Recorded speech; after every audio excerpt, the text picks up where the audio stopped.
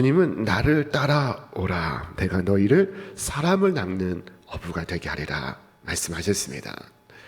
자, 그물만 다루던 이 비천한 갈릴리 어부들, 그들이 능숙하게 하나님의 말씀을 전하는 사도가 되는 것은 결코 쉬운 일이 아닙니다.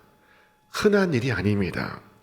어떤 사람은 이런 일이 어떻게 일어날 수 있습니까? 저 갈릴리의 촌사람들이 어떻게 예루살렘 교회 사도가 될 수 있습니까? 라고 물었습니다. 그렇습니다. 그것이 바로 정확하게 그리스도께서 행하신 일입니다. 우리가 주님의 일꾼으로 쓰임받기 위하여 첫 번째 우리가 해야 할 일은 바로 나를 따라오라 하신 말씀에 온전히 순종하는 것입니다. 자, 그러나 주님에 의하여 이루어져야 할 일도 있습니다. 그것은 우리로 사람을 낚는 어부가 되게 하시는 것입니다. 주께서 말씀하셨습니다. 내가 너희를 사람을 낚는 어부가 되게 하리라. 여러분은 스스로의 힘으로 이와 같은 어부가 될 수 없습니다. 이것은 주께서 하실 일입니다. 그러므로 내가 해야 할 일이 있으며 주께서 행하시는 일이 있습니다. 내가 해야 할 일은 주님을 따라가는 것입니다. 내가 주의 일을 하기 위하여 어떻게 해야 합니까? 묻는다면 어떤 사람은 신학교에 가시오 라고 답합니다. 그것은 좋습니다. 그러나 그보다 훨씬 더 좋은 방법이 있습니다. 예수님은 나를 따라오라. 내가 너희를 사람을 낚는 어부가 되게 하리라 하셨습니다. 이때 나를 따르라 하신 말씀 속에는 이 세상과의 분리가 포함되어 있고, 또한 이 말씀 속에는 곧 주를 향한 복종이 담겨 있습니다. 주님을 주인 삼는 것입니다. 주의 사랑이 그를 삼켜 버리는 것입니다. 출애굽기에 보면은 모세와 아론이 애굽의 통치자 바로 앞에 서는 장면이 있습니다. 하나님께서 이들에게 앞서 말씀하셨습니다. 바로가 너희에게 이적을 보이라 할 것이다. 그러면 모세 너는 아론으로 명하여 그의 지팡이를 바로 앞에 던지게 하여라. 그리하면 지팡이가 꿈틀꿈틀대는 뱀이 될 것이다. 자, 모세와 아론은 하나님께서 명하신 대로 행하였습니다. 자, 아론이 바로와 그의 신하들 앞에서 지팡이를 던졌습니다. 그러자 그 지팡이가 뱀으로 변했습니다. 이에 바로도 이집트의 마술사들을 불러보았습니다. 그리고 그들도 자기들의 술법으로 자기들의 지팡이를 던지니 그들의 지팡이가 뱀으로 변하는 것이 아니겠습니까? 자, 그런데 그때 그 순간 이 애굽의 마술사들의 지팡이를 아론의 지팡이가 삼켜버립니다. 아론의 지팡이가 다른 모든 지팡이들과 뱀들을 삼켜버린 것입니다. 자, 이것은 우리에게 진리의 놀라운 측면을 보여주고 있습니다. 이것은 정확히 우리가 주님을 따를 때 나타나는 현상입니다. 자, 여기 한 사람이 있습니다. 그는 자기의 의를 신뢰하는 자입니다. 그는 부유하고 박식했으며 그는 아무 부족함이 없었습니다. 게다가 그는 정직하기까지 했습니다. 그의 쌓은 부는 부정에 의하여 이루어진 것이 아닙니다. 그는 자신의 성실을 자부했으며 아무도 그것을 부인하지 않았습니다. 뿐만 아니라 그는 울고 დას으며 관대했습니다. 자, 만약 어떤 사람이 자기 공로로 천국에 들어간다면 아마도 그것은 그 사람의 것이다 라고 여겨졌습니다. 그러나 보십시오. 지금 그의 지팡이가 어디 가 있습니까? 아론의 지팡이가 그것을 삼키어 버렸습니다. 이제 그는 이와 같이 고백합니다. 그러나 무엇이든지 내게 유익하던 것을 내가 그리스도를 위하여 다 해로 여길 뿐더러 또한 모든 것을 해로 여김은 내 주 그리스도 예수를 아는 지식이 가장 고상하기 때문이라. 내가 그를 위하여 모든 것을 잃어버리고 배설물로 여김은 그리스도를 얻고 그 안에서 발견되려 함이니. 하나님의 역사가 그의 모든 것을 삼켜버렸습니다. 그의 삶의 모든 이유와 목적을 삼켜버렸습니다. 이것이 앞서 모세에게 동일하게 나타났습니다.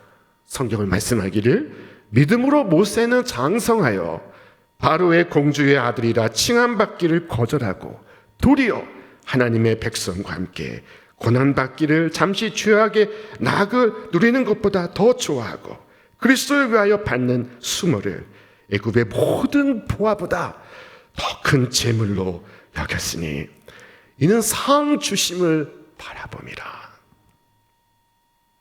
사랑하는 여러분, 아론의 지팡이가 여러분의 다른 모든 지팡이들을 삼켜버리기를 바랍니다.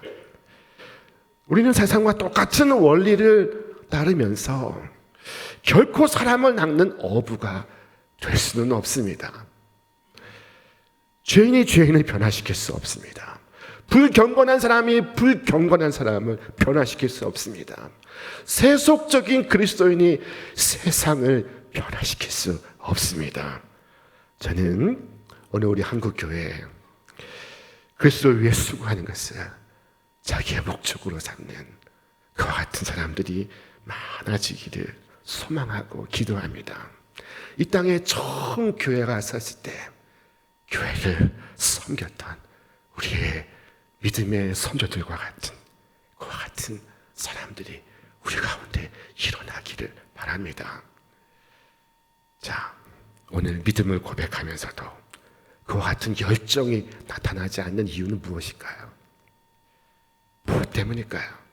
그것은 아론의 지팡이에 삼켜지지 않은 까닭입니다. 주께서 말씀하셨습니다. 그런즉 너희가 무엇을 먹든지 마시든지 무엇을 하든지 다 하나님의 영광을 위하여 하라. 베드로는 주님을 따르기 위하여 배와 물고기를 포기했습니다. 사람들은 그가 많은 희생을 했다고 말할 것입니다. 그러나 우리가 주목해야 할 것은 베드로가 무엇을 버렸느냐 하는 것이 아니라 그가 버리고 무엇을 얻었느냐 하는 것입니다. 사람이 무엇인가를 포기할 때는 더 좋은 것이 나타날 때입니다. 우리는 새 옷을 사 입을 때 헌옷을 버립니다. 새 신을 살 때 헌신은 필요 없이 버립니다.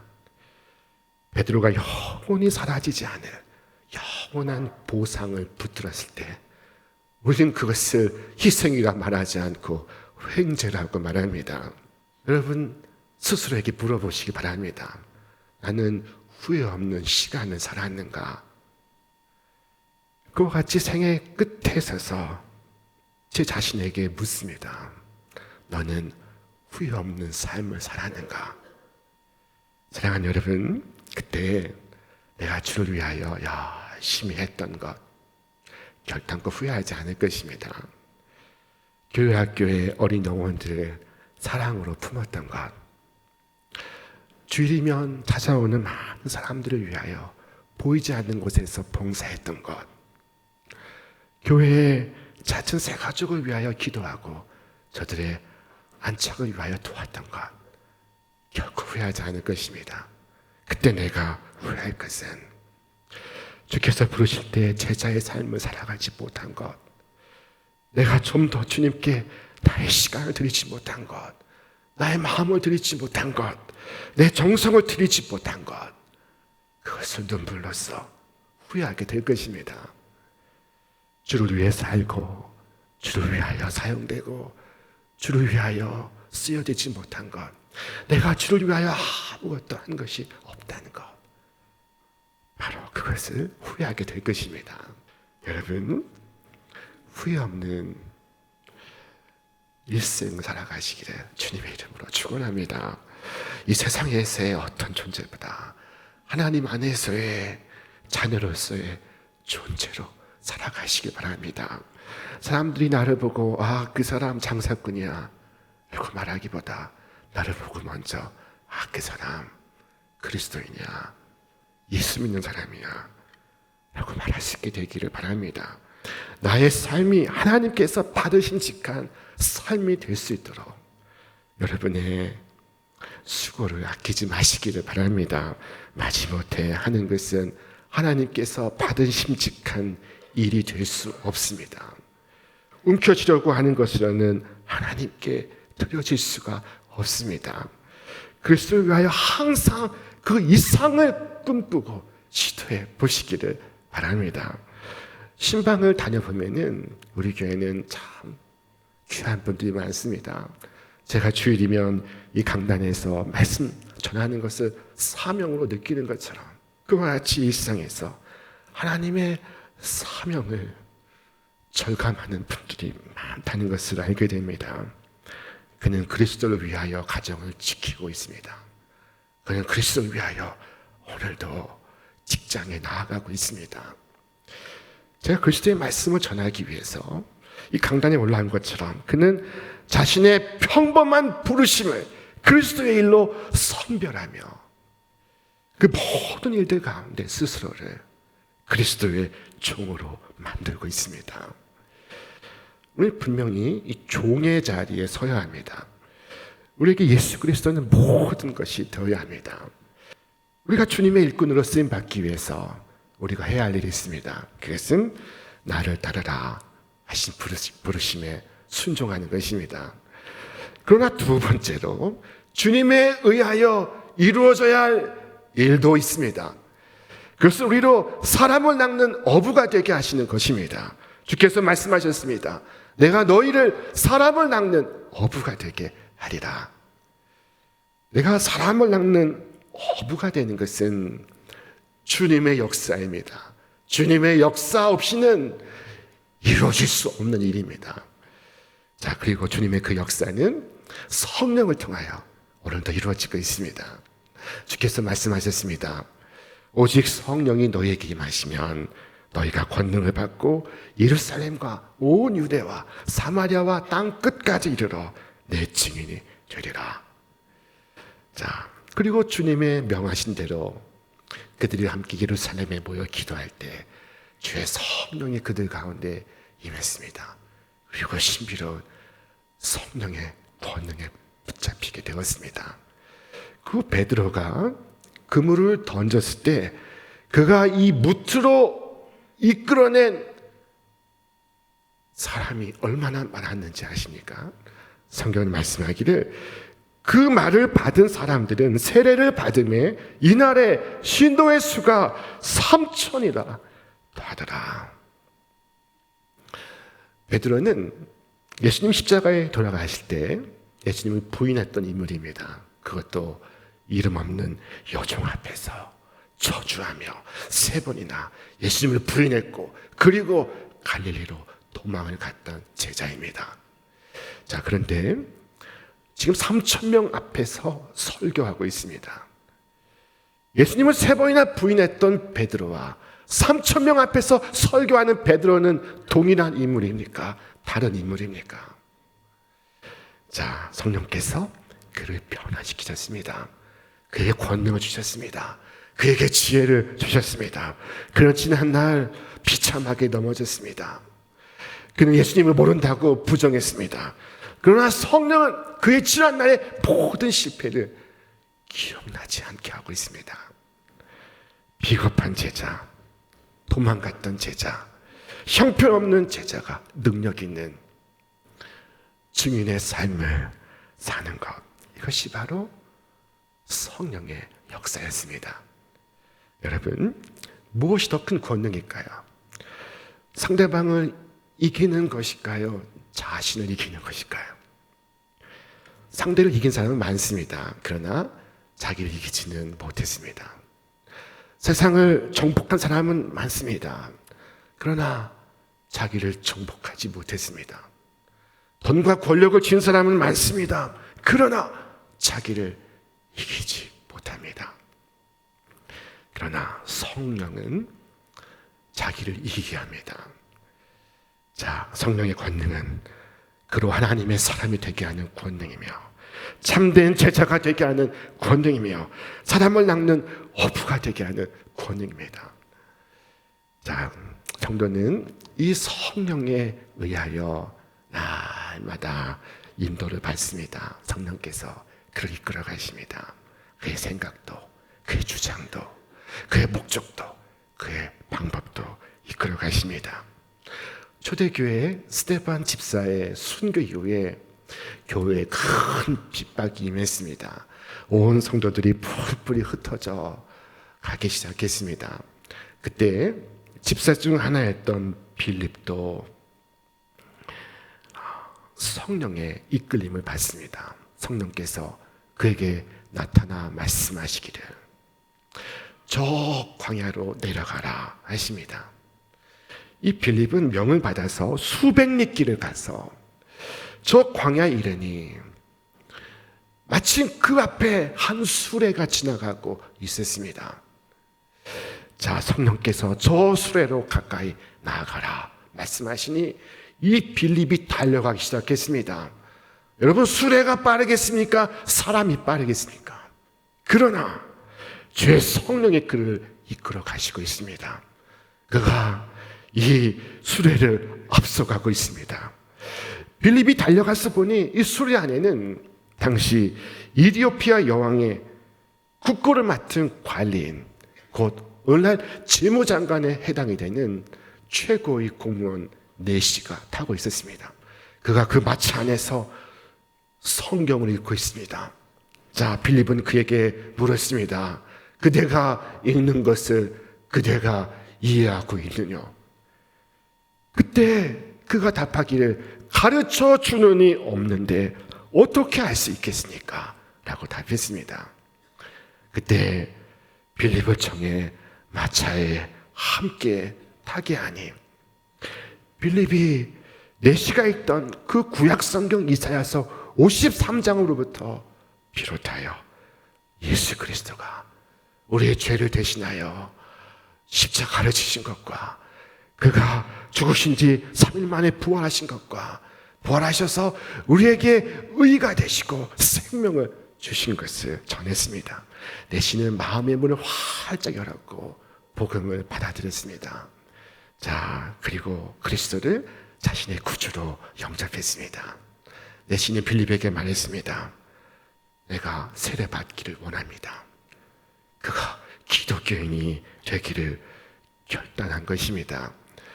자, 빌립은 마차를 멈추고 내시와 함께 저 물에 내려가 내시에게 세례 의식을 베풀었습니다. 그리고 함께 무트로 올라오는 순간 성령께서 다시 놀랍게 빌립을 이끌어 가십니다. 빌립으로 보이지 않게 하십니다. 이 모든 것은 각본 없는 성령의 드라마였습니다. 자, 빌립은 성령의 역사 앞에 전적으로 순종했습니다. 광야로 가라 하시니 광야로 갑니다. 마차로 가까이 나아가라 하시니 가까이 나아갑니다. 만약 빌립이 주의 명을 듣고도 친구를 먼저 만났다면 어떻게 되었겠습니까? 그 수백 리길 떨어진 광야에 그 시각 그 장소에서 그 사람을 만날 수 있었겠습니까? 자, 빌립은 그렇지 않았습니다. 그는 순종했습니다. 가라 하시니 기꺼이 갔습니다. 올라타라 하시니 올라탔습니다. 전적으로 순종하고 있습니다. 주께서 인도하시는 대로, 성령께서 이끄시는 대로 그는 따를 뿐입니다. 이것이 선교입니다. 여러분이 그리스도를 따라간다면 주님은 여러분의 모든 경험을 사용하실 것입니다. 여러분의 고난도 핍박도 사용하실 것입니다. 여러분의 아픔도 고통도 사용하실 것입니다. 여러분의 모든 순간순간을 헛되게 하지 않으실 것입니다. 사랑하는 여러분, 혼자만의 어려움을 겪고 있습니까? 다른 사람들보다 많은 고난을 받고 있는 중이십니까? 그러나 받는 고난을 해석하게 여기지 마시기 바랍니다. 그 고난 통하여 고난 받는 자들에게 위로자가 되게 하실 것입니다. 미국의 새들백 교회를 개척한 릭 워렌 목사님은 미국 사회에 가장 존경받는 목사님이십니다. 뛰어난 설교자이십니다. 그는 대통령 취임식에 그 강단에 올라서 대통령을 위해서 기도한 분입니다. 자, 그런데 그의 아들이 정신과 질환을 앓다가 스스로 목숨을 끊는 일이 있었습니다. 목사님은 얼마나 고통스러웠을까요? 그가 목사였기 때문에 그를 향한 수많은 비난이 그에게 날아들고 있었습니다. 이메일로, 전화로, 편지로 당신이 목사인가를 물었습니다. 그로부터 10년이 흘렀습니다. 그 목사님이 이렇게 고백하는 것을 들었습니다. 제 아들의 죽음은 저에게 너무나 감당할 수 없는 고통이었습니다. 매튜의 죽음은 지금도 고통스럽습니다. 제 아들의 죽음 이후 수많은 비난을 받아왔습니다. 그리고 저는 생각했습니다. 이 고통 속에서 나는 무엇을 할 수 있는가? 나는 무엇을 해야 하는가? 저는 이후 아픈 이가 있는 가정을 돌보기 시작했습니다. 그들을 상담하고 그들을 돕고자 하는 사역을 시작했습니다. 이후에 그는 교회에서 아픈 사람들을 상담하기 시작했습니다. 마음이 아픈 사람, 가정이 아픈 사람, 관계에 어려움이 있는 사람, 그 모든 사람들을 그가 돕기 시작했습니다. 그는 그의 이 절망의 경험을 통하여 똑같은 처지에 있는 사람들에게 무수한 도움을 주기 시작했습니다. 그 도움은 그가 그 깊은 절망에 처하지 않았더라면 줄 수 없는 도움이었습니다. 그리고 그의 사역은 커져갔고, 그리고 그의 교회 캠퍼스는 하나에서 18개로 늘어갔으며 그의 사역은 세계적으로 확대되어 갔습니다. 자, 여러분, 우리가 오직 그리스도를 바라본다면, 우리가 오직 보냄받은 자리에서 그리스도를 따라간다면 우리의 아픔까지도, 우리의 눈물까지도, 두려웠던 순간까지도 주님께서 이와 같이 사용하실 것입니다.